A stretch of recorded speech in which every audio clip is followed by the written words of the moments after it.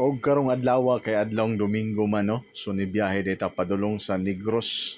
So gikan ta diri sa Tangil Dumanhog, moadto ta dito sa Gihulngan kay naatay adtuon sa atong Auntie Lola. So dring dapita nagdala mi og bao-bao kani bitong sakyanan para di ta maglisod. So mo ni kaganapan namo karon ani. So medyo tawhay man gud ni magdala tag sakyanan kaysa mag-commute unya dili ra kayo dako or diferensya ang pamasahe or ang imuhang expenses. Kung magsakyanan man ka, medyo relaxing ka, madali ra sad ka sa imong padulngan. So mo ni diri. So ang plite ani apil ng usa ka tawo, yang usa ka tawo plite so ni plite mi ani nasa 1,400 kapin. Nya molinya ra ka diri isa kay ni groro or barge. So 2 ka oras among biyahe ani. No gikan sa Tangil Dumanhog padulong sa Gihulngan. Alright, so tanawan niyo ni diring atong kaganapan mga kahigalaan.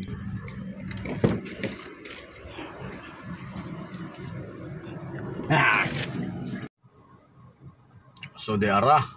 So muna siya bound to sakay na sila. Alright.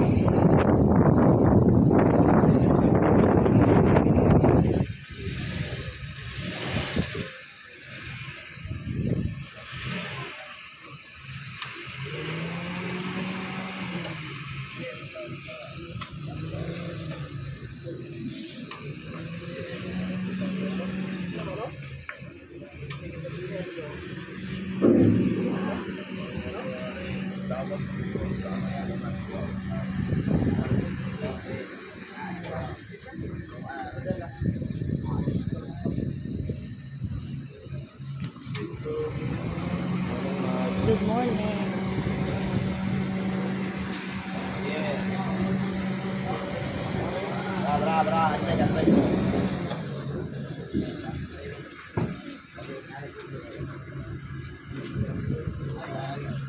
Success, guys. Og naabot na gid ni guys na nami diri gipakanaog na ang hagdanan sa helicopter o eroplano. Nasa mga tao diri na naog na. Ora doon na. Ang mga tao naog na. What. Na gyud mi, naabot na gyud mi guys. Kada mo ticket para motabok sa Isla Kabulan. Ana, kita ng pantalan. Oh, thank you Lord. What.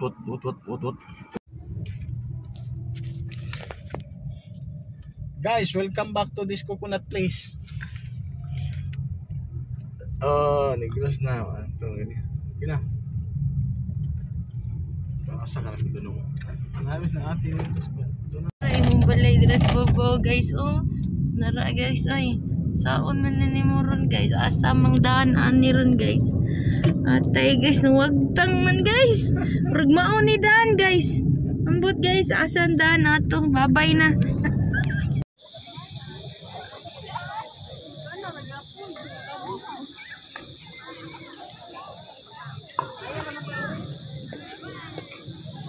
Kami karon guys sa City of the Gentle Dog, gentle people eh.